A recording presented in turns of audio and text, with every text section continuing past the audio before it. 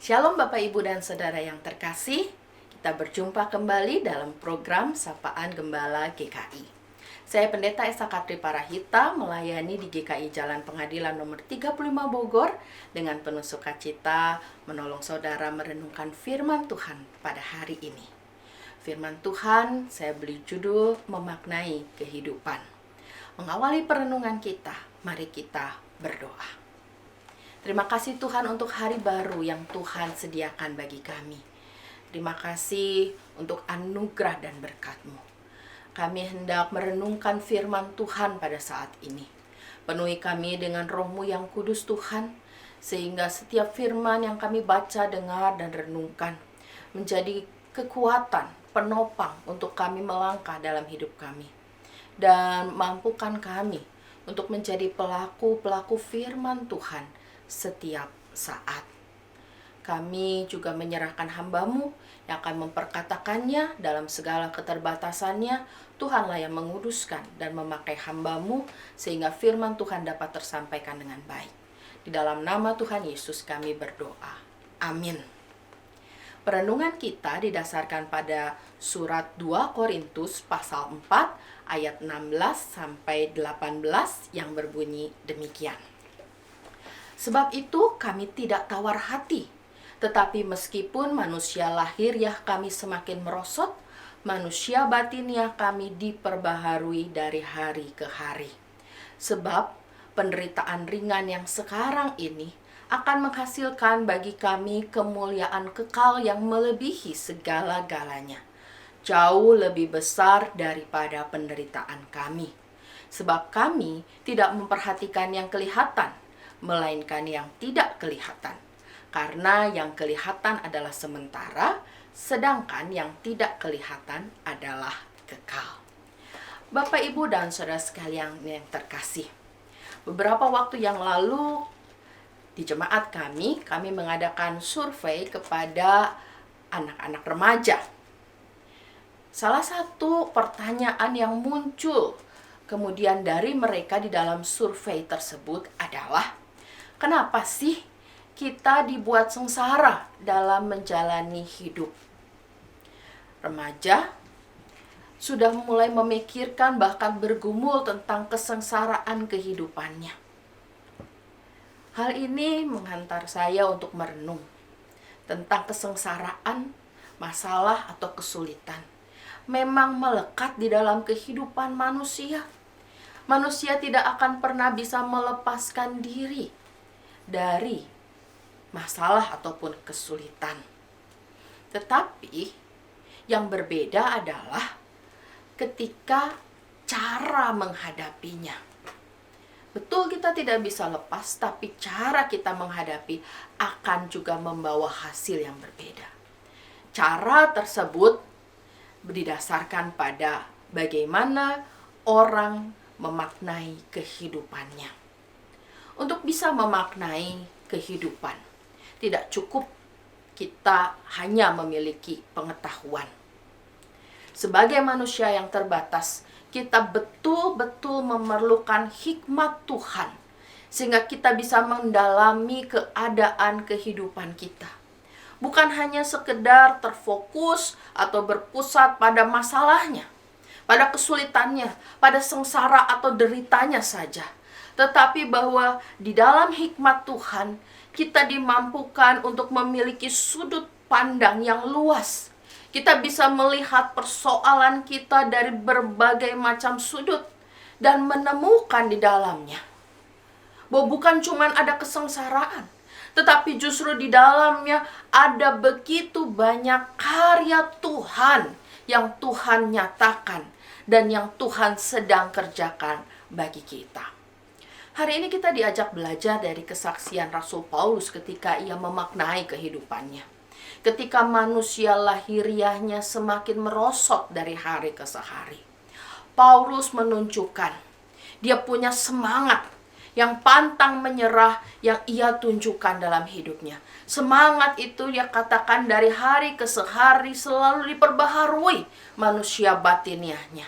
Itu bisa muncul karena pribadi Paulus Paulus menaruhkan hidupnya hanya di dalam Yesus Kristus, Tuhan sumber kehidupannya.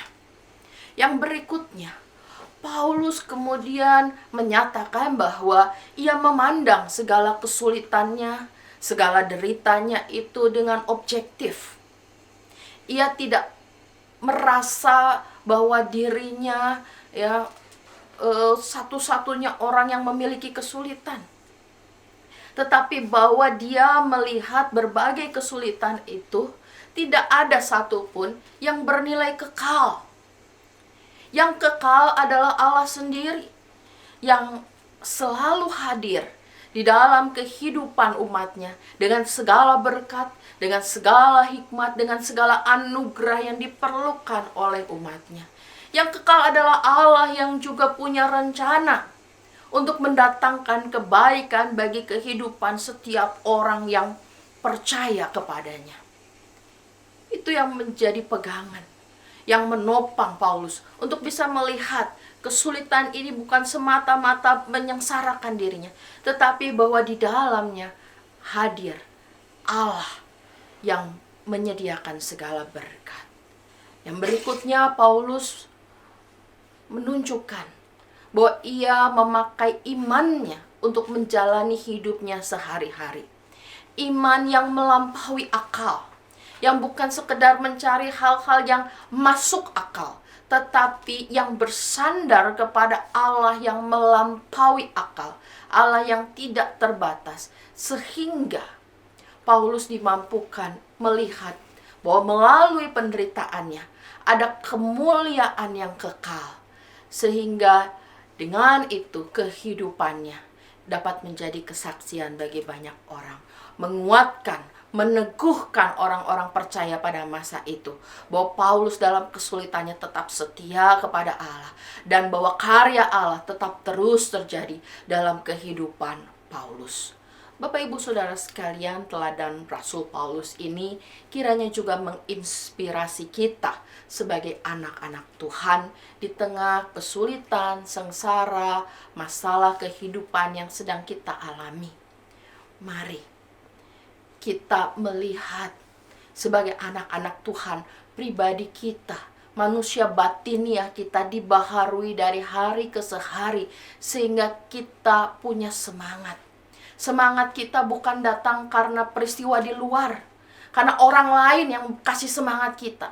Semangat kita ada di dalam diri kita yang dikerjakan oleh Roh Kudus untuk menolong dan menopang kita, untuk membangun kehidupan kita bersama-sama dengan Dia.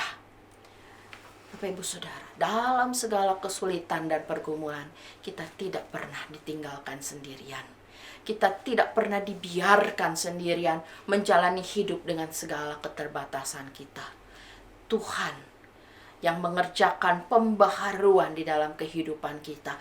Dia juga yang menyediakan anugerah dan hikmat sebanyak yang kita perlukan, sehingga kita dapat menghadapi segala kesulitan dan penderitaan itu dengan teguh, dan melihat bahwa kesulitan, penderitaan, masalah kita itu tidak kekal. Itu akan berakhir. Allah yang kekal, yang akan menolong kita mengakhiri kesulitan, penderitaan, menolong kita melewati berbagai macam persoalan kehidupan kita. Oleh karena itu, mari kita mengimani saat ini segala sesuatu yang kita kerjakan dalam hidup yang Tuhan percayakan ini, kita kerjakan di dalam kuasa Allah yang kekal, bersama Allah yang kekal, bernilai kekal.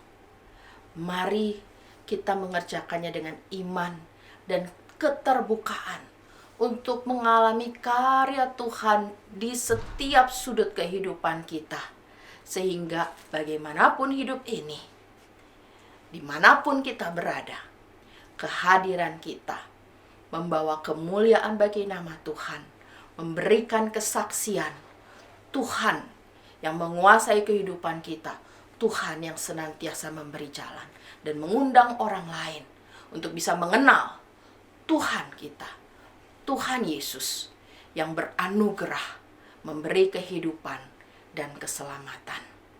Tuhan memampukan kita. Mari kita berdoa. Tuhan, manusia lahiriah kami, seperti Paulus, dari hari ke hari merosot. Tetapi kami mengalami bahwa manusia batiniah kami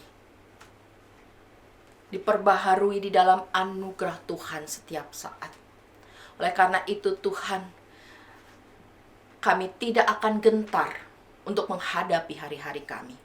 Kami tidak menjadi takut dan ciut menghadapi kesengsaraan atau derita kami. Kami mau menjalaninya di dalam kuat kuasa-Mu, di dalam rancangan-Mu yang akan mendatangkan kebaikan bagi kami.